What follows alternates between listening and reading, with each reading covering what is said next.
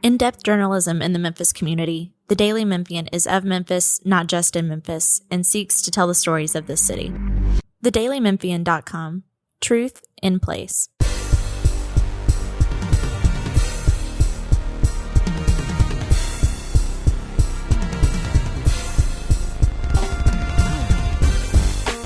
Welcome, everybody, to this week's Daily Memphian Tigers podcast with myself, Greg Gaston, joined once again by Parth Upadhyaya, the Tigers basketball beat writer for the Daily Memphian, and Tim Buckley, the Daily Memphian deputy sports editor and senior writer. Once again, we are at three different locales, so the audio may not be as crisp as it normally is when we're in studio, but I think it sounds pretty darn good, and we thank our producer, Natalie Van Gundy, for all of that and all her hard work.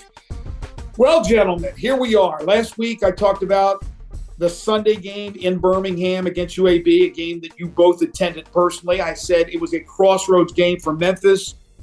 And if you were giving that one a grade, that wowould be an F, as the Tigers fall to UAB 97-88, their second quad 3 loss. They dropped to 15-5, 4-3 in conference play, tied for sixth currently in the American Conference, and losers of 3 straight games. And right now, as it was last week, but even more so this week, Parth, there are more questions, many more questions than answers right now.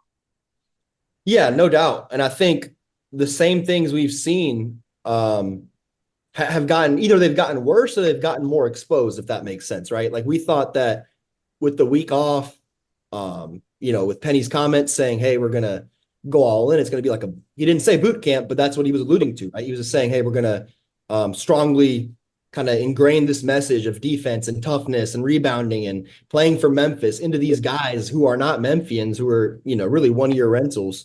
And given Penny's track record, you had to believe him. You had to give him the benefit of the doubt. And given the talent on this team, you had to think that, there's just too much skill, too many guys who are, high-level players to not get this thing turned around. But to see that kind of effort, man, after a week of what Penny suggested were the hardest practices of the year, that's discouraging. Tim? First off, technically counting producer Natalie, we're doing this from 4 different places. So that's true. I think we should just start calling this 4 corners, So then we got to get Natalie involved. I don't know if she wants to talk on this thing, but we get Natalie involved. We are definitely 4 corners. But Dean Smith reference there. Dean Smith. Yeah. North Carolina. And that was purely for Parth. And secondly, I would go with D- instead of F, Greg, just because I'm a glass half full kind of guy. I mean, hey, they were only down by 1 at halftime. Come on now. It was brutal. It was brutal. Are we looking at, after Camp Penny last week, and you alluded to it, Parth, practice a whole week to prepare for UAB, the emphasis on defense. They go out and they give up 97 to UAB, not known for its offensive exploits.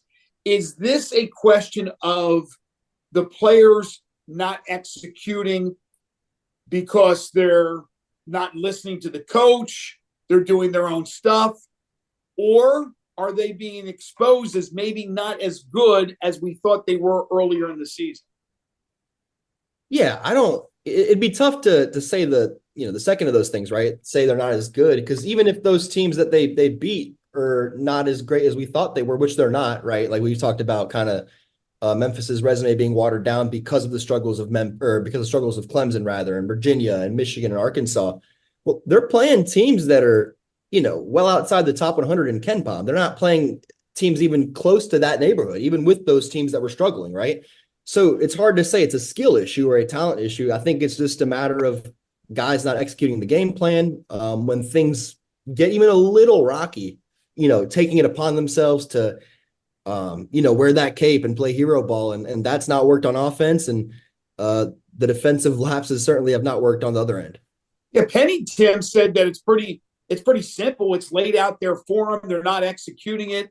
We're not privy to practices, whether we think it's complicated. I can't imagine it's overly complicated, but they're obviously having all types of issues with this switching defense, the help defense. Maybe it's better to just stick man-to-man defense and occasionally throw in a zone. Yeah, and Well, I think, or go ahead, Tim. Sorry. part of it is want to. I mean, I think that's a big part of it, and I don't see a whole lot of want to from that group, especially on the defensive end. And it's like to the talent question, like, look, this team was billed as like the greatest thing since, the 73 Tigers or the 85 Tigers. Right, right. And it's not. I mean, it's just not. They may have talents, but there's not depth of talent. That's been proven. And if you're only, showing your talent when doing certain things, scoring, that doesn't mean you're a talented player or a talented team. So I think this team was way overhyped coming into the season. So it's, and then you go to the coaching part of it. You're right. Like you said, not privy to the practices during the regular season and all that. But if it's being said that it's being taught in practice, but it's still not resonating, it's not getting through, then that's a coaching failure.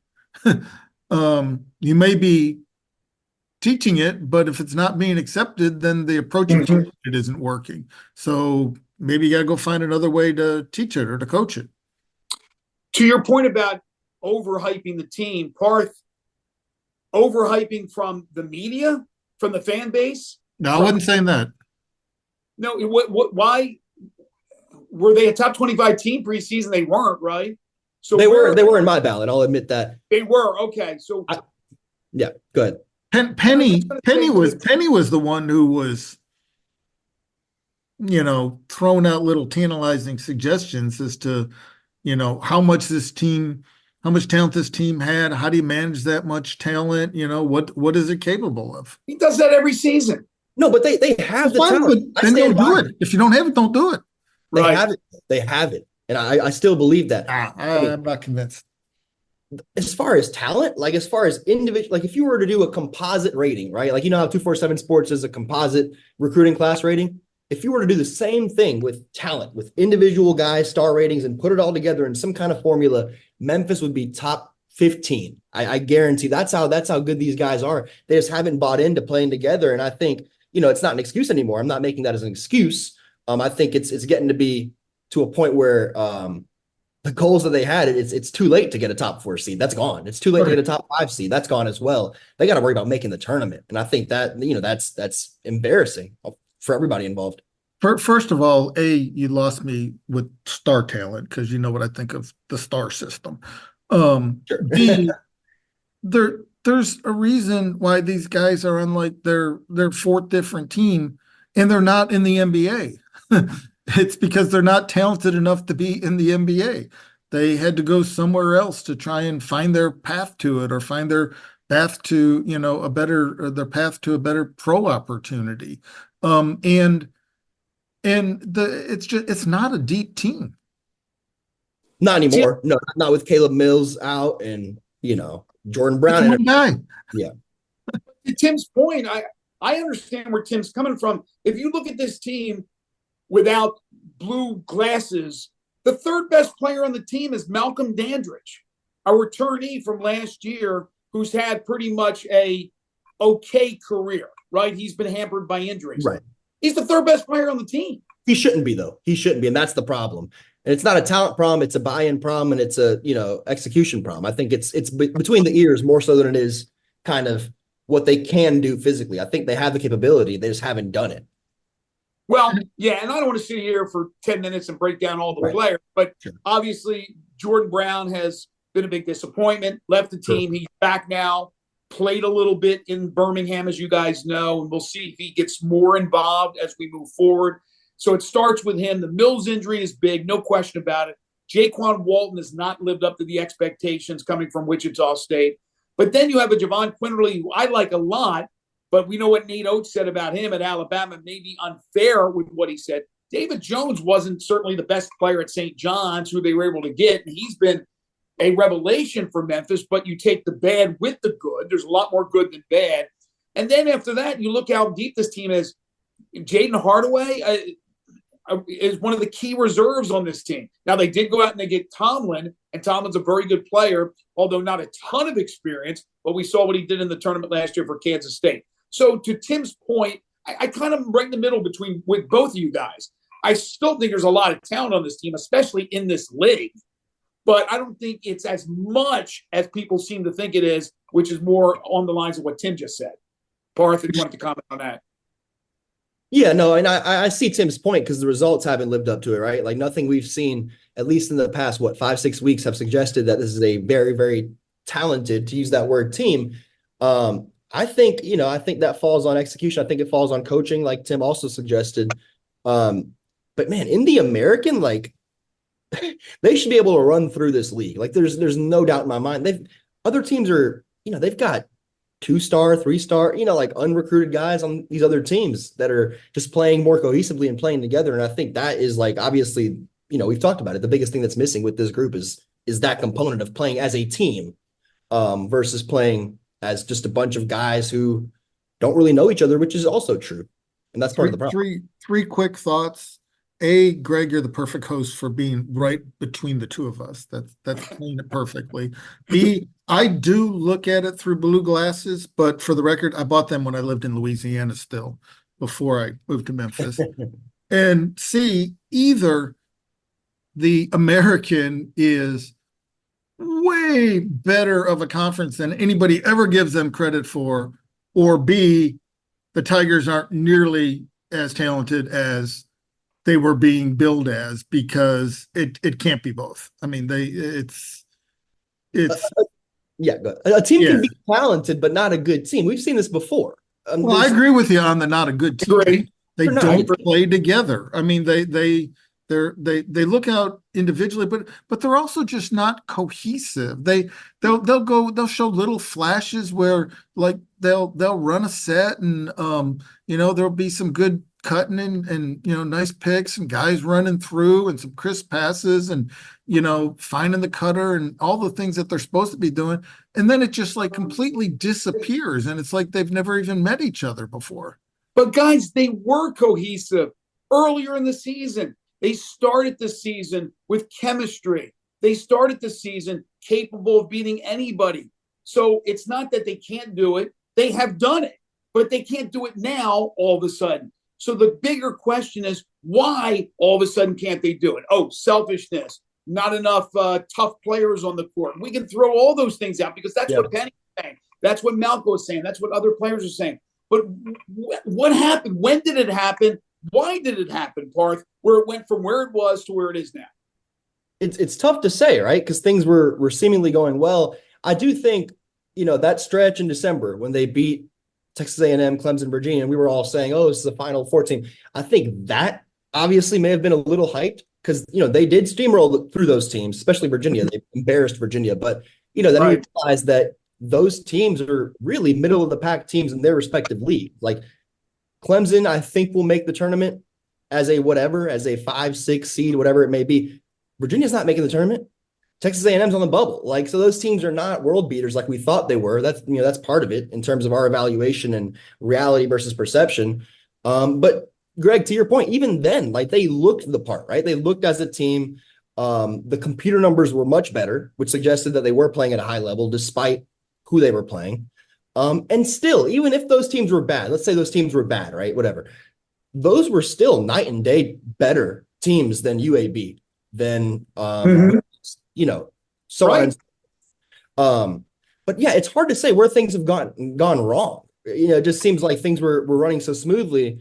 It does seem like, once that shift happened from kind of those big name teams, Clemson, Virginia, Arkansas, whatever, and you moved on to Vanderbilt, Austin Peay on the conference slate, guys just thought that, hey, we're going to win these games anyway. Let me get mine.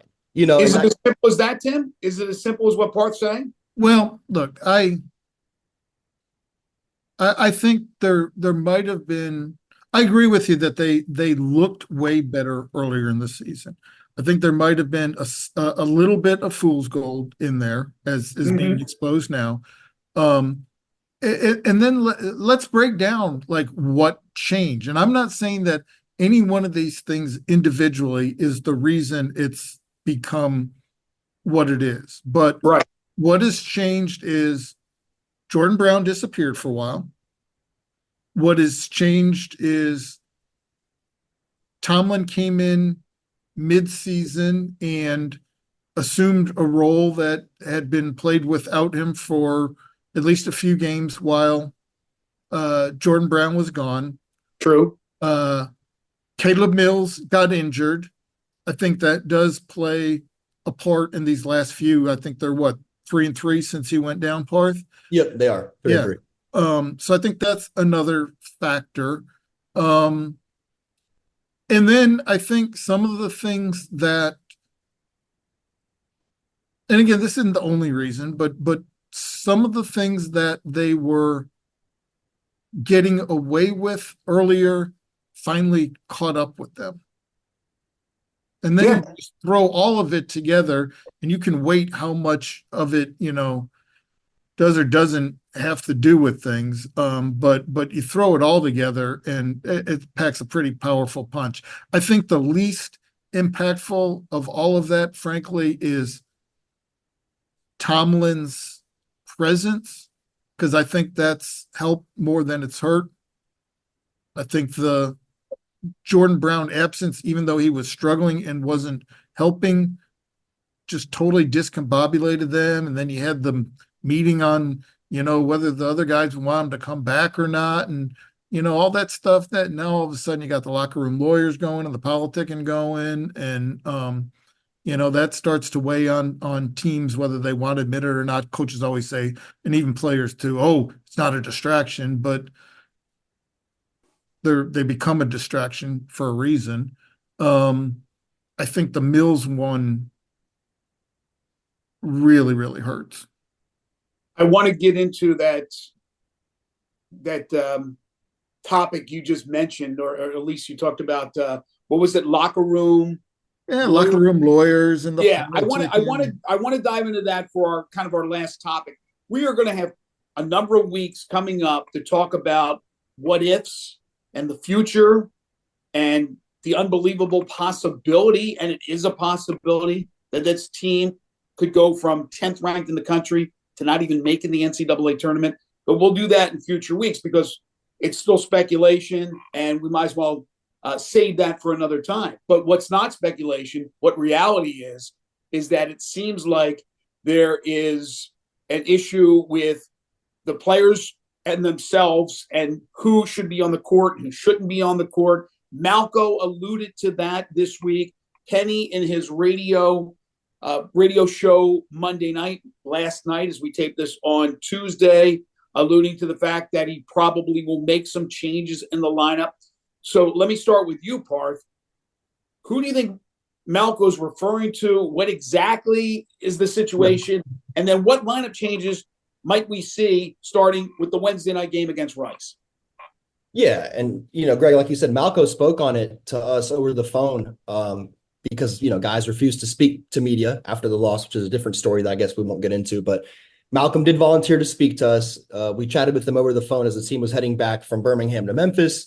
And, when we asked him, like, hey, what should change? At first, he paused and he's like, I don't even know, and he was kind of pondering that question for a while. But then he said, the guys that are getting minutes, like the minute distribution needs to change. And he mentioned that guys that are scrapping for 50-50 balls and are hustling and diving on floors and playing defense and playing with intensity, those are the guys that need to be playing. And he referenced himself. He said, guys that you see playing with heart, like myself, is what Malco said. And I think what one thing is clear right now. The guys that are most talented on that roster, David Jones, Javon Quinterly, Jaquan Walton, if this is a Venn diagram, they would not fall in the middle, right? In terms of the guys who are playing with heart and the guys who have talent. So, and Malcolm said that as well. He said, hey, you might see a drop off in kind of the way things look offensively. You're not going to have the most skilled players out there, the biggest bucket getters, but you're going to have guys who are scrapping. And I think who he means is, himself, perhaps Carl Sharonfont, who's played hard, Jalen Young, who turns the ball over, but, good things happen when he's on the floor. He creates turnovers and causes havoc. So I think it's guys like that, guys who fall in that category of, not the most polished, not the, most offensively potent, but they're going to give it their all every minute that they're on that floor. Yeah. And I'll do I'll be the bad guy and be the bad cop and play the flip it for you.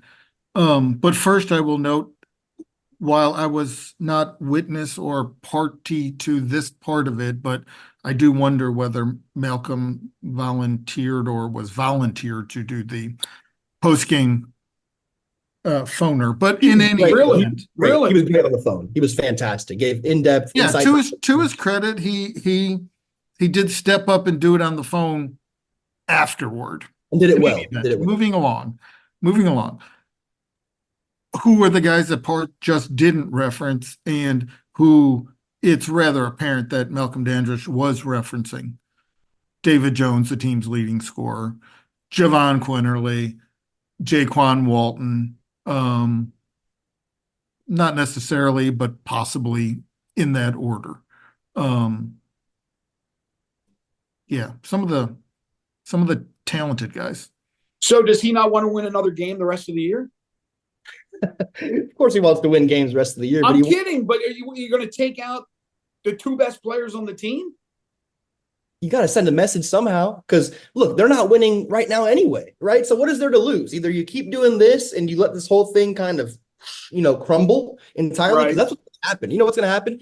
If they mess around, and I'm not saying they will, if they run the same lineup out there, don't do anything different. Let's say they lose to Rice and they lose one more, and the NCAA tournament is done. There's no chance they get in. It's NIT or nothing. These guys don't want to go to the NIT. Right. They barely want to. Okay. Coach Parth Upadhyaya, who's your starting five tomorrow night against Rice? Man, that's tough. So I'd run out this five, and I don't know if I'd keep them out there, the duration of the game, but I would hope, if I'm Penny, this sends a message, right? So it'd be Jalen Young, Carl Sharonfont. The three, I got to think about that more, but you put Nicholas Jourdain at the four. I think he's played hard, throughout the time that he's gotten. He's been battling that stomach bug, which I think he still doesn't look 100% right from, but that's a different story. Malcolm at the five. And the three is hard, right? Because if you're thinking about guys who are playing hard, playing with intensity, I think Jaden Hardaway fits that mold, but he's not been great offensively. He's, I wouldn't say he's necessarily been a net positive for them. But I think in this case, if you're going with this hard-nosed, tough lineup, send a message lineup, you put Jaden Hardaway out there as well. So I think that's the five you start with, and then see how your guys react on the bench. Are they still engaged? Are they still talking? Are they still trying to help that five do their jobs? Mm-hmm. If that's the case, then you say, okay, David Jones, get in there. Let's see what you're going to do. Let's, Javon Quinterly, Jaquan Walton. Let's see what happens now. Coach Tim Buckley? I dip into the portal and see who I can get available by Saturday. Look, I wish I knew Rice's lineup better so I could match up. But not knowing Rice's lineup better, I roll with Malcolm Dandridge. Not necessarily based on who should be out there, but what would give you a little bit different look. I would roll with Tomlin. I would, and I'm kind of backing into the three as well. I would not have David Jones out there at the start. I would not have Quinterly out there at the start, and I would do that just to send a message. And then at the first whistle, I'd send him in and pull Young out, because not having him is just going to hurt you too much offensively. But at that point, the message has been sent. I have Jones sit a little longer. He comes back sometime later in the first half. Walton, perhaps partly to send a message, and perhaps because apparently he looks like he is legitimately playing a little bit hurt. He sits for quite a while longer. I don't know. So now I've got Young and I've got Dandridge and I've got Tomlin. You've got Tomlin out there. If Rice is big, maybe I match up big and put Jourdain out there just based on deservedness. And you need a shooter. Maybe you want to rebuild Ashton Hardaway's confidence after he was put in an absolutely horrible situation to come off cold and be asked to hit a three-pointer, which he came up short on. And I give him a chance to kind of rebuild himself with an early start in his freshman season. And I roll most, if not all of that lineup either until the first whistle or until you're down 8-0 and you call a quick timeout. Who knew 20 games into the season we'd be pulling out the Legos and trying to build a team? But I think you guys are on the same page trying to send the message. I'm not sure what kind of message Penny will send. I'm thinking that maybe he starts Naquan Tomlin over Nicholas Jourdain, and that's about it. But maybe he will send a serious message. But here's the thing, and Parth asked this question earlier. What's there to lose?